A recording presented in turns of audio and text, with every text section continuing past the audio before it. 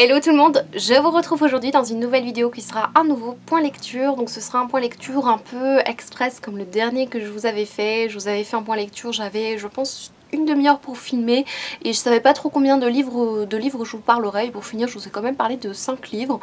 Du coup je vais faire un peu la même chose aujourd'hui, donc je sais pas si vous verrez vraiment la différence avec les autres points lecture, mais pour moi c'est une sorte de challenge.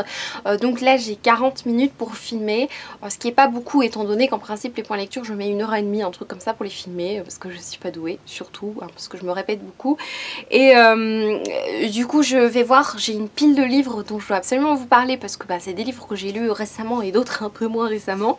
Et donc on va voir en 40 minutes de combien de livres je vais pouvoir vous parler. Sachant que c'est 40 minutes pour moi et pas 40 minutes que vous voyez vous en fait. Enfin ça dépend si je me débrouille bien, enfin bref. Vous voyez. Je vais commencer par un livre que j'ai lu il n'y a pas très longtemps. Il s'agit de Qui je suis de Mindy Mejia, publié chez Mazarine. C'est un livre que j'avais reçu de leur part. De quoi ça parle? C'est un thriller. On a une jeune fille de 16-17 ans qui est décédée. On la retrouve dans un lac. Il semblerait qu'elle ait été tuée et on va suivre différents personnages. Donc on va suivre le point de vue de Dell qui est le shérif qui enquête sur la mort de Hattie qui est notre héroïne. On va suivre Peter qui est un professeur de Hattie et on va suivre aussi le personnage de Hattie donc dans le passé. Et petit à petit on va découvrir des secrets sur ces personnages et pour découvrir peu à peu mais qu'est-ce qui s'est passé avec le personnage de Hattie. Alors pour moi ce sera vraiment pas une bonne lecture, c'est même on va peut-être pas dire une déception, mais ça a vraiment pas été une bonne lecture. Déjà j'ai trouvé le style très simple. Alors j'ai rien contre un style simple, mais le problème c'est qu'à chaque personnage on avait le même style alors que c'est quand même différents points de vue. Alors bien sûr c'était pas des lettres donc c'était pas eux qui parlaient, mais c'est quand même écrit en jeu et j'ai pas ressenti d'énormes différences entre les trois personnages dans le style de l'écriture.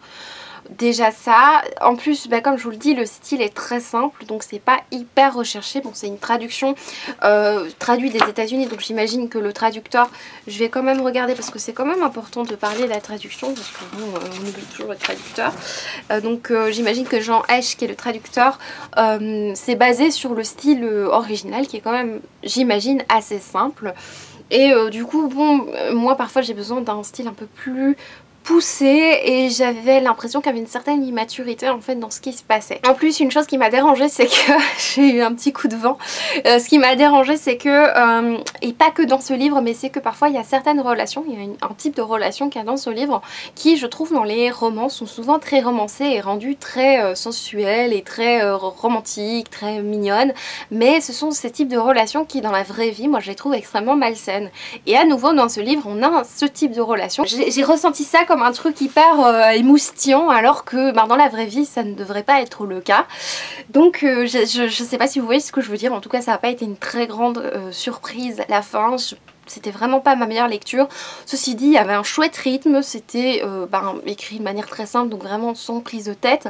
Et c'est vrai que le fait qu'on alterne les personnages rendait le rythme très efficace. On a très envie de savoir la fin, et du coup quand on a la fin, c'est pas hyper surprenant, mais bon il y a quand même des retournements de situation, donc voilà je vous conseille d'essayer tout simplement. Ensuite je viens vous parler de Idaho de Emily Ruskovich qui est un livre que j'ai acheté sur un coup de tête chez Filigrane. Je l'ai acheté grâce à Annabelle notamment et grâce à Sève qui l'avait lu. J'ai eu beaucoup de plaisir à lire Idaho de Emily Ruskovich chez Gallmeister qui est une maison d'édition que je commence fortement à apprécier. On va parler d'un personnage, Anne, qui est en couple avec un homme qui a vécu un drame épouvantable. Anne sait plus ou moins ce qui s'est passé puisque elle vit avec lui, il en a vaguement parlé mais il n'a jamais été vraiment dans les détails et elle l'a suivi à la télé, voilà elle a eu les informations, mais c'est vrai que tout au long du livre on veut en savoir plus sur ce qui s'est passé à la famille de Wade. Il se fait que Wade il est atteint d'une maladie je pense dégénérative et qui fait que dans cette maladie en fait il perd la mémoire petit à petit et il oublie petit à petit ce qui s'est passé, ce qui est assez tant mieux pour lui en soi hein, parce que c'est vraiment horrible ce qui lui est arrivé, mais c'est vrai que Anne essaye de comprendre vraiment ce qui s'est passé. Une sorte d'enquête. C'est un roman assez déstructuré puisque ça se passe dans nos années plus ou moins. Et puis ça se passe dans le passé, puis on va dans le futur. Mais c'est pas vraiment organisé du coup, on sait pas dans quel le chapitre suivant, on sait pas quand est-ce qu'on sera. Alors c'est un roman qui est magnifique, je vous le dis tout de suite, et je vous dis aussi tout de suite que il faut pas vous attendre à avoir une réponse hyper claire à la fin du roman. Je vous le dis parce que moi je m'attendais à ça et du coup ça a un tout petit peu accéléré ma lecture et je suis du genre à vouloir absolument avoir la fin. Je pense que ça empêche de savourer des passages qui sont juste magnifiques. Il y a des passages somptueux dans ce livre, il y a des passages magnifiques sur le deuil, des passages sur vraiment magnifiques que vous risquiez de gâcher si vous hâtez absolument à lire la fin, si comme moi vous voulez absolument avoir la révélation à la fin. Il n'y a pas forcément de révélation à la fin, mais Emily Ruskovich a, je trouve, été hyper intelligente pour nous distiller toutes des informations au fur et à mesure, des informations qu'on peut interpréter à notre manière. Quand j'ai eu fini le livre, tout d'abord j'ai fait, bon c'était magnifique, c'était tout ce que vous voulez, mais j'avais pas de réponse précise. Et quand j'ai été voir sur Goodreads, il y a beaucoup de gens en anglais qui ont un peu disserté sur le livre et qui avaient plein d'avis différents et notamment il y a des gens qui avaient la même opinion que moi sur les personnages, sur ce qui s'est passé. Et c'est là que je me suis rendu compte qu'en fait c'était ça qui était super intéressant, c'était tout ce qu'elle nous avait dissimulé dans son histoire et les réponses en fait on peut les avoir nous-mêmes, il n'y a pas besoin d'avoir un truc noir sur blanc et c'est ça que je trouvais génial parce que c'est servi en plus par une plume d'une beauté. Alors ici c'est une traduction, c'est traduit de l'américain par Simon Baril, c'est magnifique. L'histoire est basée sur un drame donc c'est pas le livre le plus joyeux de l'univers, je pense qu'il y a d'autres livres vous allez voir dans le point lecture, ils sont pas plus joyeux que ça. Ce sera pas un coup de cœur mais j'hésite encore parce que là je viens de le finir mais peut-être que dans plusieurs jours je pourrais vous dire si c'est un coup de cœur, mais je vous conseille de le découvrir parce que ouais, ne vous attendez pas à avoir une révélation sur la fin sinon vous allez être déçus. Essayez d'utiliser les informations qu'il vous donne pour vous faire votre propre réponse et pour une fois j'ai trouvé ça extrêmement brillant, c'était vraiment magnifique. Ensuite, je viens vous parler d'un livre que j'ai lu en très peu de temps. Il s'agit de Je sens grandir ma peur de Yen Wright. Je vous l'avoue, j'ai un petit peu oublié mon avis sur ce livre. Pourtant, je l'ai lu il y a une semaine, allez, peut-être 2 semaines. De quoi ça nous parle? Ça nous parle d'une jeune fille qui est en couple avec un garçon. Elle nous parle de sa rencontre avec ce garçon. Et avec lui, elle va aller en voiture chez les parents du garçon. Et on sait que... dès le début, cette fille, elle a pris une décision, elle le dit, mais on ne sait pas laquelle. Et on sait que cette fille se fait harceler aussi au téléphone par quelqu'un, et constamment, quelqu'un qui l'appelle. Mais elle le cache à son petit ami. Et donc ils arrivent chez les parents, et cette rencontre avec ses parents est vraiment très spéciale. Je vous en dis pas plus parce que la rencontre, en fait, moi je m'attendais à ce que ce soit au tout début, mais en fait pas du tout, hein, c'est un peu plus de la moitié. Donc en fait, déjà ça, je trouve que c'est beaucoup vous dire. C'est un livre qui, comme son nom l'indique, nous fait sentir grandir la peur. Donc oui, en effet, je sentais grandir ma peur, je l'ai lu dans les transports en commun, je sais qu'à un moment je devais donner cours, j'étais arrivée très tôt à l'école, je lisais et je sais que j'avais plus que 2 minutes pour lire et il me restait 10 pages. C'était hyper stressant. Je sais que j'ai donné cours avec dans ma tête ce qui se passait et j'ai savouré cette fin. Bref, c'est un livre qui est hyper stressant, ça je peux vous le dire, il est hyper efficace à ce niveau-là. Bon, c'est bien foutu, ça part en cacahuète, c'est bien foutu. Maintenant moi j'avais deviné certaines choses dans le livre, bah voilà, t'as toujours une révélation à la fin d'un thriller et j'avais deviné une partie assez importante. Du coup, bah, c'est un petit peu gâché ma lecture et je trouve qu'il y avait certaines choses qui allaient un petit peu vite, ce qui faisait qu'on s'attachait pas forcément au personnage. Et d'ailleurs, le personnage féminin principal était une personne que je supportais difficilement. Donc voilà, je sais pas énormément vous parler de ce livre parce que c'est vrai qu'il m'a beaucoup stressée. Mais c'est vrai que j'ai deviné une partie, que j'ai trouvé un petit peu court pour le coup et que j'aurais voulu encore avoir plus peur alors que franchement c'est très efficace à ce niveau-là. Mais c'est vrai que j'en ai parlé avec Sève, je lui ai dit est-ce que t'as compris la fin comme moi et oui, j'avais bien compris. C'est juste que je sais pas trop où situer ce livre en fait. J'arrive pas à dire si je l'ai aimé ou pas, c'est très compliqué. Si vous voulez une dose de frayeur, lisez ce livre. Et en effet, je pense qu'il était dans les livres avec un twist final, c'est très possible. Mais moi j'avais deviné, mais si vous voulez vous faire un choc, un machin comme ça, bah ouais, lisez ce livre parce qu'il va peut-être vous surprendre. Peut-être que vous n'avez pas aussi lu autant de thrillers que moi et peut-être aussi que vous n'avez pas... l'esprit aussi torturé quand vous lisez un livre, parce que moi je vous dis tout ce qui se passe dans ma tête en lisant ça. Je devrais arrêter de faire ça, mais je n'arrive pas. Quand je lis, je réfléchis, quand je réfléchis, je n'arrive pas à ne pas réfléchir en lisant, donc ce qui est un peu dommage en soi, hein, mais bon voilà. Ensuite je viens vous parler d'un roman que j'ai lu en avril, il y a un long moment. Je vous en ai parlé dans un vlog de lecture, donc vous pouvez avoir déjà mon avis peut-être plus à chaud, parce que c'est vrai que ça fait un moment que j'ai lu et en fait je reportais la critique de ce livre, enfin mon opinion sur ce livre, parce que j'avais peur d'avoir vraiment oublié.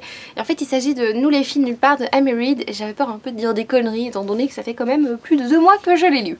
Je viens donc vous parler de Nous les filles de nulle part de Amy Reed, qui est un roman qui parle de viol. En effet il y a une jeune fille qui s'est fait violer et du coup au début du livre en fait on sait que ça s'est passé, qu'elle a changé de ville, qu'elle a changé d'école, et on va suivre une des jeunes filles qui vient habiter dans la même maison. Donc elle va découvrir la chambre dans laquelle vivait cette jeune fille et dans laquelle elle mettait des inscriptions. Et voilà, elle va découvrir, elle va se sentir très touchée par ce qui s'est passé, parce que en allant à l'école, elle se rend compte que les réactions des gens ne sont pas toujours compréhensibles. La plupart des gens disent justement qu'elle aurait séduit le garçon, enfin disent des choses vraiment très... qui semblent fausses, et elle va pas être la seule à se dire que c'est pas normal les réactions des autres gens, et elle va se lier d'amitié avec 2 autres jeunes filles. On a notamment une jeune fille qui a le syndrome d'Asperger, je sais pas comment on le dit, mais vous voyez c'est une forme d'autisme qui est assez bien exploitée dans le livre. On a une jeune fille, Rosita, qui a une situation de famille assez compliquée, et 3 jeunes filles très différentes et que j'ai trouvé hyper intéressantes, parce que c'est pas le cliché, vous voyez, l'archétype de la jeune américaine qu'on rencontre souvent en tant qu'héroïne. Moi je trouvais que c'était un livre avec un sujet très très fort, c'est un roman vraiment très fort, et j'ai aimé qu'on ait 3 et même plus en fait, hein, plus que 3 points de vue. Toutes ces jeunes filles voient de près ou de loin les conséquences d'un viol, les conséquences sur les cancans qu'il y a dans le lycée à ce propos, et surtout les conséquences sur ces garçons qui déambulent alors qu'on sait très bien que l'un d'eux ou plusieurs ont violé quelqu'un. Et ces jeunes filles vont prendre une décision par rapport à ça que j'ai trouvé hyper intéressante, et vont se réunir, et je vous laisse découvrir ce qui va se passer. J'ai trouvé le sujet hyper important. La manière dont c'est exposé est vraiment très réaliste, et je trouve que l'autrice a pris beaucoup de temps pour en parler, pour créer cette réunion de jeunes filles avec ces opinions différentes. On a eu des très très beaux moments aussi de solidarité mère-fille. Il y a des relations familiales qui sont difficiles dans le livre, et j'aime énormément retrouver ça quand c'est fait de manière assez réaliste, et là j'ai vraiment adoré. S'il y a quelque chose que j'ai regretté, j'aurais encore beaucoup de choses à dire sur ce livre, hein, parce que franchement j'en ai en fait au final j'en ai de bons souvenirs, mais c'est vrai que je trouvais qu'il y avait certaines petites longueurs. Au final, bon, pour certaines choses j'ai trouvé ça très important qu'on en parle longuement et qu'on n'effleure pas pour une fois le sujet, parce que c'est vrai que souvent en littérature, je dis bien souvent en littérature jeunesse, certains sujets sont effleurés, ce que je regrette. Ici c'est pas effleuré, ça j'aime bien, mais certains passages sont un peu longués. Il faut savoir ce qu'elle veut la fille, hein. Je suis jamais contente, mais voilà, j'ai marqué qu'il y avait certaines longueurs. Je trouvais aussi qu'il y avait 1 ou 2 romances qui n'étaient pas forcément nécessaires dans le livre. Est-ce que c'était important à ce moment-là d'en parler? Je ne sais pas. Pour moi c'était pas forcément nécessaire, mais bon, j'étais encore en phase je ne veux pas de romance s'il vous plaît. Je trouve aussi qu'il y avait un côté très américain, une certaine exagération de certains personnages, notamment des personnages masculins. Alors je suis tout à fait consciente qu'il y ait des personnages masculins aussi imbuvables que certains, mais parfois tu avais des conversations entre hommes, je me dis mais c'est pas possible que ce soit aussi fou. Mais peut-être que vous allez me dire que je suis un petit peu naïve, parce que comme pour le livre de Cindy Van Wilder, je vous en avais parlé récemment, il est possible que je sois juste naïve. Et c'est vrai que parfois j'avais l'impression que c'était un petit peu exagéré. Et la dernière chose que j'ai un petit peu regretté, c'est que j'avais l'impression à certains moments qu'on avait une tendance, quand même fortement tendance, à diaboliser tous les hommes. C'est ça le danger quand on réunit beaucoup de filles en parlant du viol, c'est que d'office il y a une certaine haine qui ressort, ce qui est tout à fait normal. Et c'est vrai qu'à un certain moment tu as plus envie de parler ne fût-ce qu'un homme, et c'est vrai que dans ce livre il y a certains moments où je trouvais qu'on diabolisait tous les hommes. On en parle un tout petit peu, mais très peu. Un garçon qui dit mais moi je suis pas comme les autres là, je suis pas comme ça. Et c'est vrai qu'il y en a un qui se révolte en disant ça, mais je trouve que c'est pas assez exploité justement, les autres hommes, les autres garçons, ceux qui sont normaux, qui font pas du mal aux filles. Je trouve qu'on aurait pu avoir un point de vue masculin, un 4e personnage masculin par exemple plus développé, parce que ça aurait été très instructif. Alors peut-être qu'il y en a un mais que je ne l'ai pas vu, je ne sais plus. mais en tout cas un personnage masculin assez développé qui fait qu'on comprend ce qui se passe dans la tête d'un garçon du début à la fin de l'histoire, et ça j'aurais vraiment beaucoup aimé. Je viens vous parler d'un livre que j'ai lu encore assez récemment, donc dernièrement j'ai lu quand même pas mal de trucs. J'ai lu L'aile des Vierges de Laurence Perrin. Alors c'est marrant, j'ai eu un long moment comme ça où je ne voulais plus de romance, mais il ne fût qu'une toute petite romance, un tout petit bisou, c'était trop quoi. Je voulais plus de romance et ça a duré quand même pendant des mois. Dès que je retrouvais une romance, c'était horrible. Il se fait que j'ai lu L'aile des Vierges de Laurence Perrin chez Calman Levy, un livre que j'ai demandé, que j'avais très envie de lire suite à la vidéo de Amélie qui en a parlé. Je te fais de gros bisous, je mets ta chaîne en barre d'infos comme ça vous voyez. C'est un livre en fait qui nous parlait, enfin en tout cas de ce que je lisais dans le résumé, que ça se passait en 1946 en Angleterre et une jeune fille va travailler en tant que servante dans une grande maison, une maison aristocrate avec des lords, des machins, le doigt levé, tout le bazar. Et voilà, j'en savais pas beaucoup plus et en fait il se fait que ce livre c'est une grande histoire d'amour. Bien sûr il n'y a pas que ça, mais c'est surtout une grande histoire d'amour et en fait si j'avais su peut-être que je l'aurais pas lu. Voilà. Il se fait que j'ai complètement adoré ce livre, donc à ma grande surprise j'ai adoré une histoire d'amour et juste après j'avais envie de lire des histoires avec une romance dedans, donc ça m'a réconciliée, donc c'est assez important parce que peut-être que ce qui m'a réconciliée avec l'histoire d'amour c'est que on ne fait pas que ça. Hein, parce que voilà, c'est ça que je regrette un petit peu dans les chick lit et tout ça. J'ai lu ça un long moment, hein, je ne jette pas la pierre à ceux qui lisent ça, ni à ceux qui en écrivent d'ailleurs, hein. Mais c'est vrai que moi je regrettais que dans les histoires d'amour tout soit lié autour de la romance. Donc toutes les réactions de la bonne femme ou du garçon, mais la plupart du temps c'est des bonnes femmes, soient en rapport avec sa romance et avec l'amour. Il faut trouver l'amour sinon je suis malheureuse, bazar bazar. Et tu n'as pas, enfin dernièrement tout ce que j'avais lu c'était vraiment des livres où tout ce qui n'est pas romance n'était pas hyper développé, donc tout était en rapport avec la romance. Enfin, voilà, je me comprends, je pense, et j'espère que vous m'avez comprise. Et ce que j'ai adoré ici c'est qu'on a vraiment tout un contexte très intéressant. Déjà on a une jeune femme hyper engagée dans le féminisme, elle est hyper engagée, limite un peu en avance sur son temps. Elle est en 1946, elle est fille et petite fille de femme hyper engagée qui militait pour le droit des femmes et du coup elle a des idées bien tranchées en arrivant en tant que servante dans cette maison. Déjà elle n'avait pas du tout envie de faire ça mais bon elle avait plus d'argent, du coup elle arrive déjà avec tous ses a priori sur ce monde là, sur le monde de l'aristocratie. Mais bon elle le fait, elle fait bien son travail, mais ce que j'ai adoré c'est que cette femme elle a un culot monstre. Déjà elle se moque de toutes ces convenances et moi j'ai eu des tranches de fou rire parce que elle se moque de certaines choses, de certaines réactions de l'aristocratie. Dès que la femme décide de choisir un chapeau, oh je ne sais pas, peut-être avec des plumes, et notre héroïne s'en moque et elle limite et ça la fait rire et j'ai adoré ouais, son humour, cette manière de se foutre de cette aristocratie. J'ai adoré ça. On n'a pas seulement toute cette toutes ces femmes qui travaillent, ces femmes et ces hommes qui travaillent dans cette maison vraiment à la Downton Abbey. On a vraiment une histoire à la Downton Abbey. Et on n'a pas seulement ça, mais on a aussi l'évolution de ce personnage, Maggie, qui est une veuve. Et on va découvrir ce qui s'est passé avec son mari, comment il est mort et les ombres de son passé. Et bien sûr, un peu contre son gré, elle va tomber sous le charme du patron, du lord machin chouette, un homme marié qui plus est. Je sais plus comment il s'appelle, en tout cas elle s'appelle John, ça je sais, mais elle va tomber sous son charme et entre eux va s'installer un jeu de chat et de la souris. J'ai bien aimé l'évolution de la relation et en fait j'ai trouvé cette histoire d'amour magnifique. C'était magnifique. À la fin du livre, je n'arrêtais pas de penser à John. Je suis désolée, mon amoureux, si tu passes par là, tu ne passeras pas par là, mais je n'arrêtais pas de penser à John quoi. C'était... oh oui mais John. Voilà, c'est pas grave, hein. Parfois on est amoureux de personnages et honnêtement c'est rare qu'un personnage masculin m'attire. C'est vrai qu'il avait une grande tendance à la perfection, mais il avait quand même quelques défauts qui le rendaient plus humain. Mais c'est un personnage que j'ai adoré. Il a des belles valeurs, il est peu rien s'il est né dans l'aristocratie. Voilà, lui aussi il veut vivre les mêmes combats que Maggie. C'est juste que lui il est né avec une cuillère, comment est-ce qu'on dit ça, le cul dans le beurre, comme ça, ou une petite cuillère en bouche, je sais plus comment on dit, le cul dans le beurre on va dire, hein. Vous avez compris, mais c'est pas sa faute, il est né dans ce milieu là et les autres dans un autre milieu et vice versa, hein.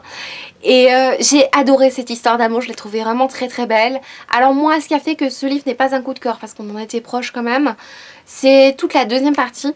en fait le dernier tiers. Ça se passe des années plus tard. Et on est dans un autre pays, on est dans un autre milieu, on est avec une histoire qui je trouve devient très américaine. Comme dans beaucoup de livres, je trouve que ça ressemble beaucoup à la fin de Les oiseaux se cachent pour mourir ou ce genre de choses. Je trouve trop film américain, trop exagéré, une évolution un peu trop what the fuck. Je vous dis pas ce qui se passe, qui ça concerne, mais il y a une fin. Toute la fin, je trouve, mais ça c'est pas possible. Ça enlevait toute crédibilité à l'histoire en fait, parce que c'était un peu too much. Même si on voit l'évolution des personnages, on est content de savoir ce qui leur arrive, mais c'est vrai que c'était un petit peu trop. Ouais, un petit peu trop. Et c'est un livre que je vais retenir parce qu'en plus, plusieurs jours après, je pensais encore à Maggie, ce personnage que j'ai trouvé hyper intéressant. J'ai envie d'encore le rencontrer, ce personnage. Je pensais à John, à cette relation entre ces deux personnages qui naît vraiment d'un tout petit moment et c'est vraiment très beau. Franchement, j'ai beaucoup aimé. Je suis très surprise, pas d'aimer, mais d'aimer un livre avec une romance qui soit aussi importante. Et ce que j'aimais aussi, c'est tout ce qui est autour de cette romance et les autres personnages, leur évolution. Bref, une très belle découverte, dommage pour la fin. Je sais pas dans quel ordre sont rangés les livres, du coup là je vois que je dois vous parler d'Aquarium. Voilà, je vous en ai parlé également dans un vlog, donc ça ira assez vite quand je vous en parlerai. Donc j'ai lu Aquarium de David Vann, qui est un roman que j'ai reçu des éditions Gallmeister il y a un moment maintenant. C'est mon premier David Vann, j'avais encore jamais lu cet auteur. Ça nous raconte l'histoire d'une jeune fille qui a 12 ans et qui est fan de poissons, qui va tous les jours à l'aquarium regarder toutes les espèces de poissons et on passe pas mal de temps à découvrir des poissons. Donc au début t'es là, est-ce que j'ai vraiment envie de découvrir tous les styles de poissons qui existent au monde? Et puis on a à chaque fois un petit dessin avec un autre poisson et évidemment avec pas mal de symboles en fait, hein, des poissons qui ressemblent à des humains et... Elle aime bien comparer les poissons aux humains, ou alors on le fait nous-mêmes par métaphore, c'est par image et c'est très sympa. Et elle va rencontrer un jour un vieux monsieur. Et l'histoire naît de cette rencontre, de cette relation. Elle a une bonne, forte relation avec sa mère, mais elle a 12 ans, donc c'est très fusionnel, mais on sait que ça peut claquer du jour au lendemain étant donné qu'elle a 12 ans et que les choses arrivent quand on devient ado. Elle est aussi très fortement sous le charme de sa meilleure amie Shalini. Voilà, donc je vous laisse découvrir l'histoire parce qu'elle n'est pas très longue au final, elle fait 250 pages. Moi c'est un livre que j'ai beaucoup aimé. Déjà je savais pas trop où on allait aller. Parce que je trouvais hyper prévisible en fait la rencontre, les machins du début. Je me suis dit ok, je crois savoir ce qui va se passer.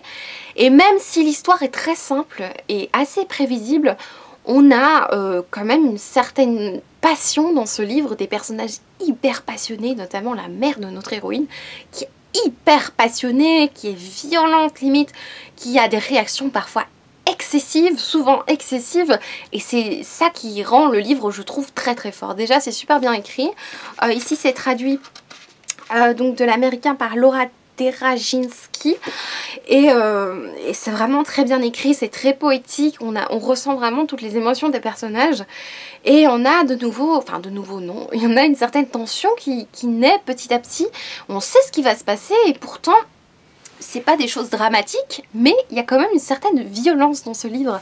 Vous avez eu mon avis à chaud dans un vlog, en fait, je vous en ai parlé dans le vlog de la semaine de lecture, je l'avais lu et je vous en ai parlé des lectures et franchement ça a été une très bonne lecture. J'ai trouvé, ceci dit, que notre héroïne est hyper précoce, quoi, sexuellement... Elle a 12 ans et ses attractions, je dis pas qu'on peut être amoureux à 12 ans, hein, ça quand même pas, mais je trouve que physiquement elle est quand même assez évoluée à cet âge-là. Voilà, on aborde certains sujets qui sont plus dissimulés dans le livre. On a une relation très violente entre deux personnages, ce qui est très dur à lire je trouve. Alors qu'au final, le résumé du livre, l'histoire est super simple, super basique. Tout pourrait très bien se passer, comme tout pourrait ne pas bien se passer. Je pense que c'est la pire chronique de toute ma chaîne YouTube. Mais bon, j'espère que vous avez compris que j'ai beaucoup aimé ce livre. Et du coup, je voulais tout de suite enchaîner sur un autre livre de David Vann que j'ai lu, puisque du coup, j'avais très envie de lire Shuquan Island. Je vous montre, hein, c'est quand même mieux. C'est le best-seller, c'est le livre quand même qui est le plus connu de l'auteur David Vann. J'avais envie de le découvrir par ce livre, je me suis dit, non, découvre-le par l'autre, parce que celui-là est encore mieux vendu, je trouve. Donc celui-là, je peux pas vous faire un long résumé non plus. Au niveau de la violence, on est quand même un level au-dessus hein, que Aquarium. C'est un livre quand même assez fort. Donc c'est un livre qui nous raconte l'histoire d'un monsieur qui va habiter sur une île, donc l'île de Sukwan, avec son garçon, son jeune ado. Alors je pense qu'il a 13 ans, je sais plus trop. Encore un garçon assez précoce, je trouve. Il va vivre sur cette île avec ce garçon et ils vont apprendre à se connaître et il va se passer toutes sortes de choses. Voilà le super résumé. Je trouve que le résumé est déjà très très long. Alors c'est un livre vraiment très très fort. Franchement, une très dure relation entre un père et un garçon. C'est très dur comme relation, je trouve. On découvre en même temps comment ils arrivent à survivre sur l'île. On voit qu'il y a un personnage qui est quand même assez faible, qui a beaucoup de mal à vivre sur cette île. Ils sont que deux, ils ont personne. Ils ont des animaux, ils ont en effet de quoi survivre, mais à tout moment ça peut dégénérer parce qu'il fait froid, parce qu'il y a plein de choses. Ben, la nature est ce qu'elle est. Et c'est vrai que c'est pas facile de vivre à deux, surtout avec un ado qui connaît pas bien. Son fils il le connaît pas très bien et du coup ça va être très dur la relation. Et un jour il va se passer quelque chose et je vous laisse découvrir, le livre change de ton. Et c'est waouh, c'est très fort comme lecture. Donc la deuxième partie est très violente. Ça je vous préviens, pour les âmes sensibles ça risque d'être un peu trop violent. C'est à nouveau un livre, je peux pas vous en parler plus parce que je vous laisse vraiment découvrir. Mais en tout cas si vous aimez les livres déjà de nature writing, ça peut vraiment vous plaire parce qu'on apprend vraiment à survivre dans cette nature hostile. C'est vraiment très fort comme lecture. Il y a des questions que je me posais dès le début, mais pourquoi ceci, cela? On n'a pas forcément toujours de réponse. C'est bon, ça peut être un problème, comme ça peut ne pas l'être. Visiblement c'est récurrent chez Gallmeister parce que c'est sorti chez Gallmeister au départ. Et à la fin t'as pas vraiment de réponse A plus B. Voilà, c'est visiblement comme ça. C'est pas très grave au final, même si j'avais été un petit peu frustrée. Ceci dit, si après vous lisez la biographie de David Vann, ça vous en fout un coup je pense. Parce que je vous conseille de pas la lire avant, parce que... Bah, ne la lisez pas tout simplement parce que c'est un petit peu d'inspiration autobiographique et je trouve que ça te fait un peu réfléchir. Le magnifique métier qu'est le métier d'écrivain, puisque bah, un écrivain peut se permettre de beaucoup de choses en littérature qu'il ne peut pas se permettre dans la vraie vie. Donc, ensuite je viens vous parler brièvement parce que je vous en ai parlé dans un vlog et d'ailleurs les livres prochains également.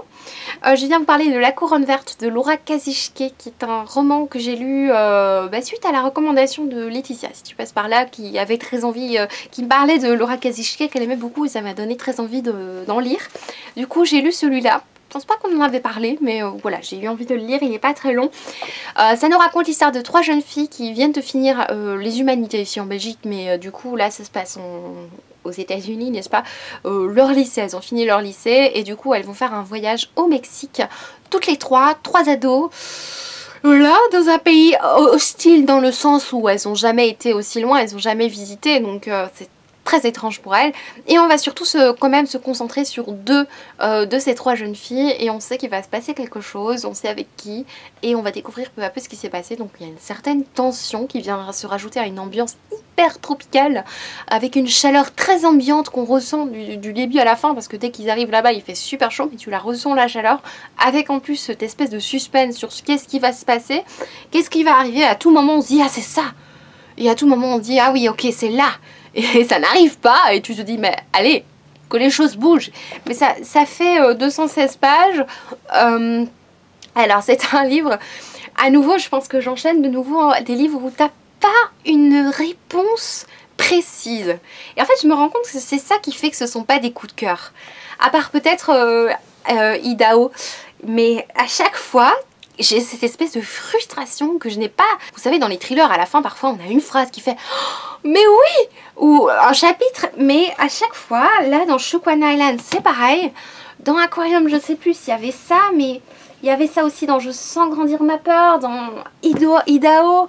T'as pas d'explication là bien précise Et ça, à chaque fois, ça me frustre. Et parfois, c'est très bien fait. Genre dans Idaho, c'était génial parce que tu peux les faire toi-même, les explications. Ici aussi, tu peux les faire toi-même. T'as quand même envie d'en savoir plus. Je trouve que c'est hyper cruel de la part de Laura Kazuchike. Bon, t'as une réponse, hein, vous inquiétez pas, vous avez une réponse. Mais moi, j'ai besoin parfois de plus de détails. Mais sinon, oui, c'est une bonne lecture. Moi, j'ai un peu du mal avec le style hein, de Laura Kazuchike. Alors, je vous dis, c'est traduit de l'anglais par Céline Leroy. C'est un style assez particulier parce que je n'arrive jamais à me dire, c'est pas une écriture facile, c'est précis mais elle me perturbe en fait. Je suis, quand je lis, je trébuche parfois, je sais pas comment vous expliquer autrement que c'est comme quand vous marchez dans la rue, vous continuez à marcher mais parfois vous trébuchez, enfin, surtout moi, mais pourtant vous avancez et c'est pas des genre je trébuche parce qu'il y a une faute, c'est juste je trébuche parce que je m'attendais pas à tel mot à cet endroit là. Et parfois on a des retours dans le passé et c'est ça aussi qui me perturbe aussi, c'est qu'on perd un peu le fil, on suit un personnage actuellement et ça lui fait penser à un moment quand elle était plus jeune où elle faisait ça et ça nous renvoie plutôt à des images plutôt métaphoriques j'imagine de ce qui va se passer dans le futur, mais on a quand même ces éléments du passé et on se dit bah c'est pas très intéressant. J'imagine que si on le relit, peut-être qu'on a une autre vision de ces retours dans le passé qui parfois nous semblent vraiment bizarres. C'est très difficile à expliquer, je trouve cette sensation. Je pense que j'avais ressenti ça dans Esprit d'hiver aussi. J'avais eu beaucoup de mal avec l'écriture, donc c'est pas... Je pense que c'est... Je sais pas si c'est la même traductrice pour les deux, mais en tout cas, c'est quelque chose de commun aux deux, donc... Je pense que ça vient de l'autrice qui me perturbe. Mais par contre, elle a des sujets hyper intéressants. Donc ici, c'est plutôt méfiez-vous des apparences, soyez prudente. J'ai trouvé quand même les héroïnes un petit peu naïves. Bon, elles sont ados, mais je pense qu'actuellement, les ados sont quand même... Non, je sais pas. Ça a été une bonne lecture, même si j'aurais voulu en savoir un peu plus sur la fin. Ensuite, encore une vraie. En fait, d'habitude, j'aime bien alterner un livre bien fort avec un livre plus léger. Et là, j'arrive pas parce que j'ai lu que des trucs un peu lourds. Donc je pense que je vais l'appeler le point lecture lourdingue ou un truc comme ça parce que c'est vraiment du glauque, quoi. Bon, c'est pas du glauque sanglant, mais c'est du glauque quand même. Bon, je pense que j'ai plus que 10 minutes, donc je vais essayer de terminer en douceur, n'est-ce pas? En douceur avec un livre qui s'appelle Le pouvoir de Naomi Alderman chez Kahneman Levy. Celui-là, j'en parle brièvement aussi puisque j'en ai parlé dans un vlog de lecture. Le pouvoir nous fait rencontrer différents personnages qui vont se rendre compte qu'elles ont un pouvoir. Sans blague, elles se rendent compte qu'elles ont de l'électricité en elles qu'elles peuvent envoyer sur des gens, sur des choses, enfin bref, elles savent... Elles ont le pouvoir de se battre en fait, hein, parce qu'elles savent vachement bien se défendre avec cette électricité. Un petit peu du même type que les poissons électriques. Donc certaines anguilles ou des poissons, vous savez les poissons électriques, c'est un peu le même système. Et on se rend compte que toutes les femmes peuvent être capables d'avoir ce pouvoir. Et donc vous vous doutez bien que la société patriarcale, qui est la société actuelle, se transforme peu à peu en société matriarcale où les hommes commencent à avoir une peur bleue des femmes. Il y a un certain renversement dans la société et les malfrats, évidemment, il y a des hommes qui veulent se battre contre ce pouvoir parce que déjà ils trouvent pas ça normal que les femmes aient ce pouvoir. Mais voilà, il y a certaines dérives. Je vous en ai parlé dans le vlog de lecture. Moi j'ai trouvé que c'était une très bonne idée.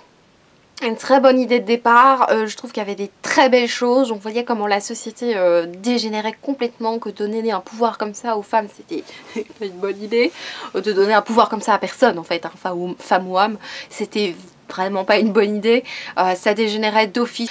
Moi ce que j'avais regretté c'est qu'il y avait certaines longueurs et que à la fin on n'avait pas de réponse à certaines questions, on a envie d'en savoir plus sur certains personnages et à la fin tu n'as pas cette réponse. Je vous laisse aller voir le vlog où je vous en parle plus longuement parce que là je vous avoue que c'est un peu flou. Comme quoi il y a des livres qui restent vachement en tête, genre Nous les filles nulle part. Comme quoi le pouvoir, même si j'ai beaucoup aimé, il y a beaucoup de choses que j'ai oubliées quand même. Bon, il y a des personnages qui passent un sale quart d'heure, donc c'est pas les âmes sensibles s'abstenir quoi, faites attention, mais sinon moi je trouve que c'est un très bon livre, une très belle réflexion. Alors moi je serais très curieuse, je sais plus si je vous l'avais dit dans le vlog, mais de lire un livre, une utopie sur un monde égalitaire quoi. Enfin j'aimerais beaucoup lire ça, peut-être si quelqu'un par là est écrivain et a envie d'écrire ça. Voilà, alors le dernier livre ou avant-dernier, qu'est-ce qu'on va faire? Je ne sais pas. Est-ce que je vous parle de 2 livres? Allez, je vais vous parler en 8 minutes top chrono de 2 livres. Je vais vous parler vite fait, parce que j'en ai parlé dans mon vlog également, de Rouille de Florian Soulas chez Scrinéo, qui est un livre que j'ai beaucoup aimé, qui nous raconte l'histoire de Violante qui vit en 1897 et qui vit dans une maison close, qui est prostituée donc, et qui un jour va voir sa meilleure amie disparaître, et donc elle va vouloir savoir ce qui s'est passé avec sa meilleure amie, et elle va se mêler à l'enquête. Et donc on va suivre ce monde complètement, c'est un monde steampunk, j'ai oublié de vous prévenir. La fille ne prévient pas, donc c'est un univers steampunk. On a des inventions technologiques assez intéressantes, on a un Paris complètement brumeux, un peu glauque, complètement glauque, une ambiance hyper intéressante. On est justement dans ce monde des bordels, hein, des maisons closes, du coup ça rend encore plus glauque je trouve, parce que tu as des clients assez spéciaux. J'ai adoré ce livre, ce sera pas un coup de cœur pour quelques petites choses, mais honnêtement j'ai vraiment adoré parce que j'ai trouvé qu'il y avait une super ambiance. Je pense que c'est la chose que j'ai préférée dans le livre, c'est l'ambiance.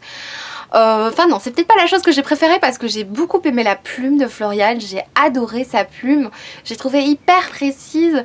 Comme souvent chez Scrinéo, c'est une plume assurée, une plume qui n'en dit jamais trop ni trop peu, enfin pour moi c'était super. Et les personnages, en fait, on a des personnages qui sont pas toujours très bons, mais même les personnages qui ont des vices en eux sont géniaux. J'ai adoré le personnage de Léon, j'ai adoré le personnage, enfin tous les personnages, moi je les ai beaucoup aimés. Ce qui a fait que ce sera pas un coup de cœur, c'est que moi j'ai deviné quand même un truc qui me... Voilà, j'ai deviné quelque chose, un personnage que j'ai trouvé assez prévisible en fait. À certains moments ça m'a fait penser à Le Revenant de Whitechapel, je sais plus qui a écrit ça, mais à certains moments. Mais en même temps, Les Revenants de Whitechapel est aussi un livre de steampunk, et le steampunk souvent ça ressemble un petit peu, enfin, vous voyez c'est le même genre d'univers, même si c'est travaillé différemment. Il y a un passage qui m'a vraiment fait penser à ce livre là, mais sinon oui, les personnages sont hyper intéressants, hyper bien construits, enfin bref j'ai beaucoup aimé. On a du glauque, mais je trouve que c'est pas si glauque que ça, donc voilà, pour les âmes sensibles ça devrait passer, ou alors je deviens vraiment très psychopathe. Donc oui, pour moi ça a été une très bonne lecture. À nouveau, je n'approfondis pas plus mon avis puisque je vous en ai parlé de toute façon dans un vlog de lecture. Vous aviez eu mes réactions à chaud, et je trouve que c'est hyper intéressant d'avoir des réactions, pas après quelques jours, après quelques semaines, mais aussi des réactions à chaud. Ça donne un avis plus complet, donc je vous laisse aller voir la vidéo parce qu'il y a peut-être des choses que j'ai oublié aussi de vous parler. Là c'est vraiment après quelques semaines mon avis sur ce livre. Eh bien c'est resté que c'était une super ambiance, et moi j'aimerais énormément découvrir d'autres livres dans cette ambiance là. Donc voilà, et il me reste 4 minutes pour vous parler du dernier livre qui est Vagin Tonic. Je vous en ai également parlé dans ce vlog, donc ce sera vraiment pas une surprise. C'est un livre qui parle du sexe féminin de manière complètement décomplexée. Elle nous fait des chouettes graphiques. Voilà, vous voyez un petit peu. Et les dessins. Donc elle nous parle du sexe féminin, donc vraiment avec des schémas hyper didactiques, hyper ludiques, voilà, c'est facile à lire. Je vous conseille de pas faire comme moi je l'ai lu en une traite, du coup j'ai eu tout d'un coup comme ça, même si c'est très léger, c'est peut-être pas la bonne solution. Lisez-le en 2-3 fois. J'ai adoré l'humour de Lillison, j'ai adoré les sujets qu'elle a abordés, elle aborde avec beaucoup de... c'est décomplexé, elle aborde avec beaucoup d'humour les sujets, et de précision par contre, c'est pas que humoristique, hein, on a aussi quand même pas mal de détails. On a aussi les désinformations des gens, des phrases qui ressortent perpétuellement quand tu as tes règles ou ce genre de choses, des phrases de désinformation qui sont... J'ai pas d'exemple là comme ça, mais voilà, des phrases sur les règles, les tabous actuels. On a des chapitres vraiment hyper intéressants sur la ménopause, sur l'orgasme, sur la masturbation, sur les violences gynécologiques, dit-elle avec un grand sourire. Sur quoi d'autre? Sur l'endométriose. Certains sujets sont pas hyper approfondis, mais en soi, le livre il fait 250 pages quoi, il en fait pas 1000, donc il y a des sujets qu'elle ne sait pas approfondir, mais moi j'aurais aimé que certains sujets le soient plus. Elle dit bien à la fin que ce livre c'est une ouverture voilà, elle ouvre une porte et elle écrira avec plaisir une suite ou parler d'autres sujets. Elle se rend compte qu'il y a encore énormément de choses à dire, ce que je trouve très honnête de sa part. Mais en tout cas, j'ai beaucoup aimé, surtout l'humour avec lequel elle parle de tout ça. Je vous laisse découvrir ce livre. Voilà, j'espère que cette vidéo vous aura plu. Au final, je pense qu'elle aura été plus longue que prévu, mais je suis contente parce que j'ai réussi à rattraper un gros retard sur mes points lecture. J'ai encore quelques livres dont je dois vous parler, genre notamment Warcross. Ça fait une perpète que je dois vous en parler, mais voilà, je sais pas tout vous parler. Il y a aussi La couleur pourpre, mais de toute façon, si vous ne savez pas, si vous voulez savoir mon avis sur les livres que je lis, suivez-moi sur Instagram, je vous parle de tout ce que je lis, en tout cas la plupart, et je vous donne un avis très court, mais je vous donne un avis sur mes lectures, donc comme ça vous avez déjà un aperçu. Voilà, c'est tout pour cette vidéo, j'espère de tout cœur qu'elle vous aura plu. Je vous fais de gros pas trop quand même, hein, mais je vous fais de gros bisous et je vous dis à bientôt. Ciao!